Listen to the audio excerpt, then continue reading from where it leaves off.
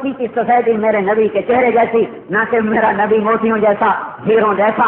اللہ تعالیٰ نے ساری، اور جسے حقانیوں کہے ہیں، خلقت مبرأ من كل عیب كأنك قد خلقت كما تشاء كأنك قد خلقت كما تشاء۔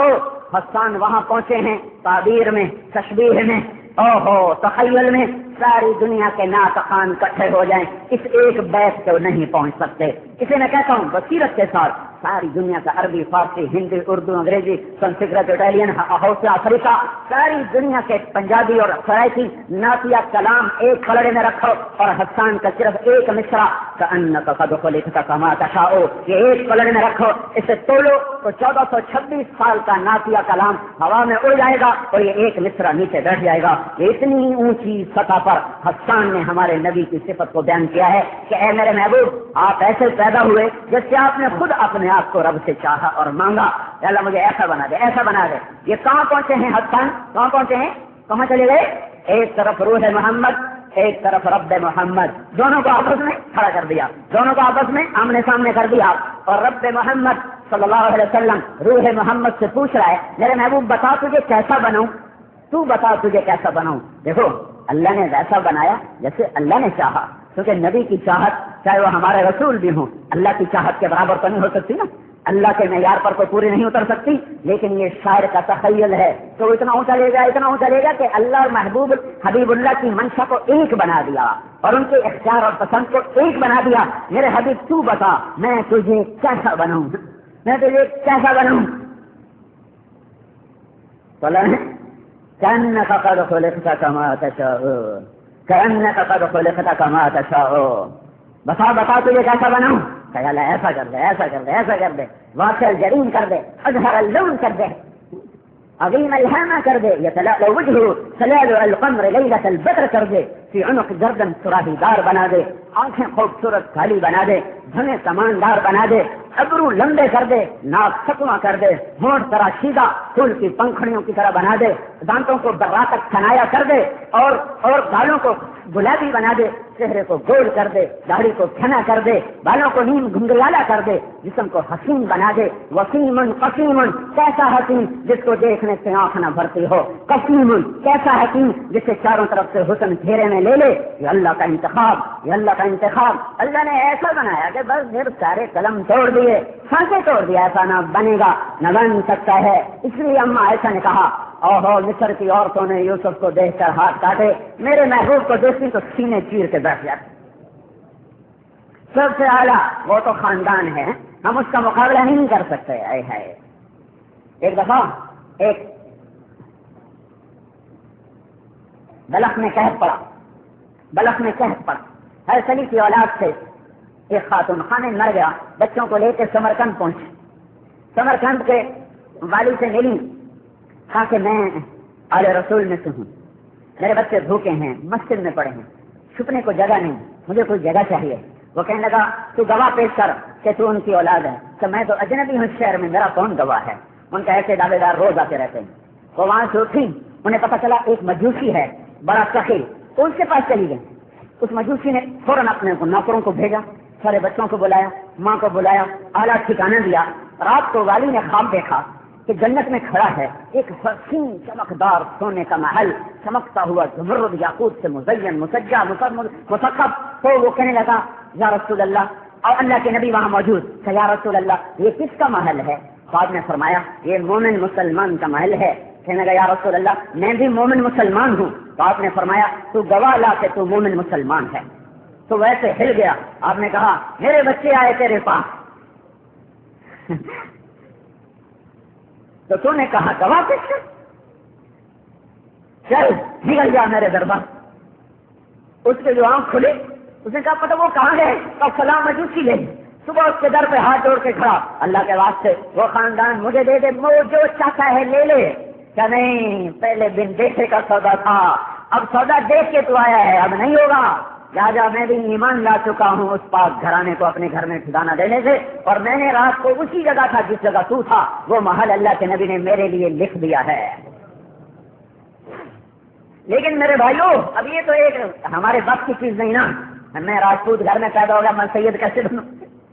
ہاں لیکن ایک طریقہ بتا رہا ہوں، من اراد عزا بلا عشیرہ، غنا بلا مال، ہیبۃ بلا سلطان، وجاہۃ بلا اخوان، جو عزت چاہتا ہو خاندانی نہیں، جو ہیبت چاہتا ہو بادشاہ نہیں، جو مال چاہتا ہو پیسہ کوئی نہیں، جو اپنی وجاہت چاہتا ہو سپورٹر کوئی نہیں، ووٹر کوئی نہیں، مقام کوئی نہیں، کیا کرے؟ فلیخرج من ذل معصیت اللہ الی عز طاعت اللہ، اللہ کی نافرمانی کی ذلت کی راہیں چھوڑ دے، اللہ اس کے رسول کی فرمان برداری کی راہوں پر آ جائے، عزت ملے گی، خاندان کے بغیر مال ملے گا، فیکٹریوں کارخانوں کے بغیر وجاہت ملے گی، سپورٹروں کے بغیر ہیبت ملے گی، طاقت کے بغیر چیزوں کے بغیر ہیبت دے گا اللہ، عزت دے گا اللہ، شہنشاہی دے گا اللہ۔ راستے میں لوگ کھڑے ہوئے، سارا مجمع کھڑا ہوا، ابن عمر پہنچے، کیا ہوا؟ کبھی شیر بیٹھا ہے، جانے کا راستہ نہیں، آنے کا راستہ نہیں، گھوڑے سے اترے، سیدھے شیر کے پاس گئے، سیدھے جیسے کوئی پالتو کتے کے پاس جا رہا، کان سے پکڑا، ایک تھپڑ مارا، اگر تیرا کوئی رزق ان لوگوں میں سے ہے تو اٹھا، نہیں ہے تو دفع ہو جا، ہمارے راستے کو بند نہ کر۔ شیر نے کتے کی طرح دم دبائی اور میاؤں میاؤں بلی کی طرح کرتا ہوا راستہ چھوڑ گیا۔ تو ابن عمر نے فرمایا، سچ کہا میرے رب نے، جو اللہ سے ڈرے گا سب اس سے ڈریں گے، اور جو اللہ سے نہیں ڈرے گا ہر چیز اس کو ڈرائے گی۔ آ جاؤ بھائیو، اللہ رسول کی عزتوں کا راستہ لے لو، اللہ رسول کی عزتوں کا راستہ لے لو۔ یہ دھوکے کا گھر، یہ مچھر کا پریشت، یہ کچھ نہیں ہے۔ علی کی پکار سنو مجلسوں کے حقیر، ارے دنیا تیری عزت ذلت، تیری بڑائی چھوٹائی، تیری بلندی پستی، تیری اڑان نشان، تیری زندگی موت کا شکار، تیری جوانی بڑھاپے کا شکار، تیرے غم خوشیوں کا شکار، تیری ہنسی رونے کا شکار، تیری آبادی بربادی کا شکار۔ موہنجوداڑو کے کھنڈر کیا کہہ رہے ہیں، ہڑپا کے کھنڈر کیا کہہ رہے ہیں، ٹیکسلا کے کھنڈر کیا کہہ رہے ہیں۔ ٹیکسلا میں ایک وقت میں ایک یونیورسٹی تھی جس میں 5000 لڑکے زیر تعلیم تھے ساری دنیا سے۔ تمہارے فیصلہ آباد کا ایک کالج نہیں ہے جس میں 5000 لڑکے پڑھتے ہوں، لاہور کا ایک کالج نہیں ہے جس میں 5000 لڑکے پڑھتے ہوں۔ ٹیکسلا کے ساری دنیا سے آنے والا مجمع نوجوانوں کا 5000 لڑکے زیر تعلیم۔ جاؤ ان ٹوٹی شکستہ دیواروں سے پوچھو، ان اجڑی بستیوں سے پوچھو، موہنجوداڑو کی ویران ہواؤں سے پوچھو، وہ بھمبور وہ جس کا پرانا نام دیول ہے، جاؤ اس کے کھنڈروں سے پوچھو۔ اور وہ ادھر منصورہ بہت بڑا کبھی آباد شہر تھا، سندھ کا دارالحکومت تھا، دریائے سندھ کی ایک شاخ نکلتی تھی ڈیلٹا بناتی ہوئی، منصورہ کے ساحلوں کو چومتی ہوئی، پھر جا کے دریائے سندھ میں مل کر سمندر میں گرتی تھی۔ دنیا کا حسین ترین شہر تھا، عالمی منڈی تھی، رقص تھا، سرود تھا، سب کچھ تھا۔ جاؤ ٹھیک کرو، کچھ باتوں میں کچھ نہ ملے گا۔ میں جاتا ہوں، میں گیا وہاں منصورہ دیکھنے کے لیے کہ یہ کھنڈر کچھ کہتے ہیں، یہ شکستہ دیواریں کچھ پیغام دیتی ہیں، وہاں کی سنسان ہوائیں کانوں میں ماضی کی آہو بکا کے وہ ہاں وہ نوحے سناتی ہیں کہ عبرت پکڑو اس دھوکے کے گھر سے، اس مچھر کے پر سے، اس مکڑی کے جالے سے۔ میں یہ نہیں کہہ رہا ہوں کہ تم دنیا چھوڑو، میں کہہ رہا ہوں حرام چھوڑو، جھوٹ چھوڑو، ظلم چھوڑو، سود چھوڑو، بانڈ چھوڑو، جوا چھوڑو، ماں باپ کی نافرمانی چھوڑو، موسیقی چھوڑو، گانا بجانا چھوڑو، ناچ گانا چھوڑو، بے پردگی چھوڑو، آوارگی چھوڑو۔ میں یہ نہیں کہہ رہا ہوں دنیا چھوڑو، میں کہہ رہا ہوں وہ چھوڑو جو تمہارا رب چھڑا رہا ہے، وہ چھوڑو جو تمہیں تمہارا رسول چھوڑا رہا ہے۔ سود میں چلنے والا معاشرہ خوشحال نہیں ہو سکتا، ماں باپ کا نافرمان معاشرہ ان کو سونے چاندی کی بارش بھی نہال نہیں کر سکتی۔ مظلوم معاشرہ جہاں وکیل کا قلم قاتل کو پناہ دینے سے تیار ہو، جج کا قلم چند سکوں پہ بک جاتا ہو اور بے گناہ کو تختہ دار پہ لٹکا دیتا ہو، جہاں تاجر کا ترازو ڈنڈی مارتا ہو، جہاں مائیں کونے میں دبک کے بیٹھ کے روتی ہوں اور باپ اپنے بیٹے کو کھلے منہ حکم نہ دے سکے، ڈرتا ہو کہ یہ ظالم کہیں گلا نہ پکڑ جائے، کہیں یہ بھیڑیا نہ بن جائے، کہیں یہ کتا بن کے کاٹ نہ لے۔ جب باپ بچے سے ڈرتا ہو، ماں بیٹی سے ڈرتی ہو، سگا بھائی ایک چھاتی کا دودھ پینے والا، ایک کھاٹ پہ سونے والا، ایک تھالی پیالی میں کھانے پینے والا، ایک چھت تلے برسوں گزارنے والا، چند سکوں کی خاطر اپنے بھائی کو سلام کرنے سے تیار نہ ہو، گلیاں مڑ جائیں، راہیں مڑ جائیں، آنکھیں پھر جائیں، آمنے سامنے مقدمے قائم ہو جائیں، جب مالدار زکات دینا چھوڑ دیں، ذمہ دار عشر دینا چھوڑ دیں، حکمران سنگ دل ہو جائیں، ظالم ہو جائیں، بدجانت ہو جائیں، خائن ہو جائیں، مسجدوں میں لڑائیاں شروع ہو جائیں، گانے والیاں محترم ہو جائیں،